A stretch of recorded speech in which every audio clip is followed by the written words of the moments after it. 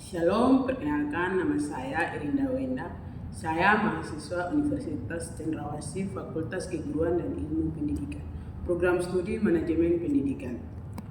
Di sini saya akan mengambil topik tentang pemahaman saya terkait materi statistik inferensial, dan yang kedua, kendala saya dalam belajar statistik inferensial dan cara mengatasinya. Yang pertama, pemahaman saya terkait statistik inferensial adalah cabang statistik yang berfokus pada pengambilan kesimpulan tentang populasi berdasarkan data sampel. Tujuan utama adalah untuk membuat inferensi atau generalisasi tentang karakteristik populasi menggunakan metode seperti estimasi parameter dan pengujian hipotesis. Ada beberapa konsep kunci dalam statistik inferensial, yaitu yang pertama, sampel dan populasi. Populasi adalah keseluruhan objek atau individu yang mengambil fokus penelitian, sementara sampel adalah subset dari populasi yang digunakan untuk menarik kesimpulan. Dan yang kedua, estimasi. Ini mencakup estimasi parameter populasi seperti rata-rata mean atau proporsi berdasarkan data sampel. Dan yang ketiga, pengujian hipotesis. Metode ini digunakan untuk menguji pertanyaan atau dugaan tentang parameter populasi. Dan yang keempat, interval. Kepercayaan ini adalah rentang nilai yang digunakan untuk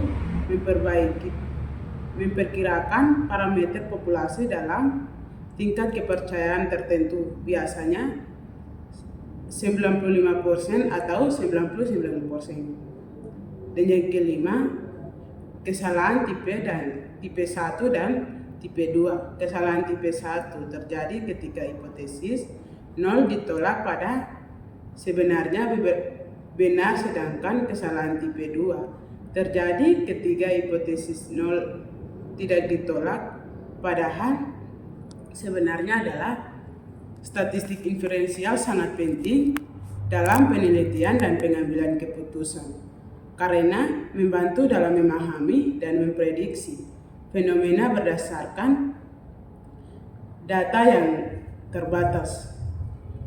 Dan di sini saya akan membahas topik kedua, yaitu kendala dalam belajar statistik inferensial dan cara mengatasinya.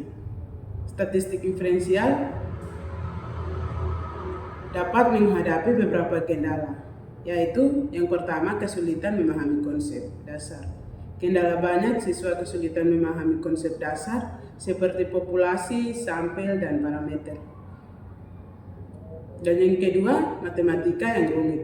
Kendala statistika inferensial melibatkan matematika seperti distribusi probabilitas dan rumus statistik yang kompleks. Dan yang ketiga, pengujian hipotesis yang membingungkan.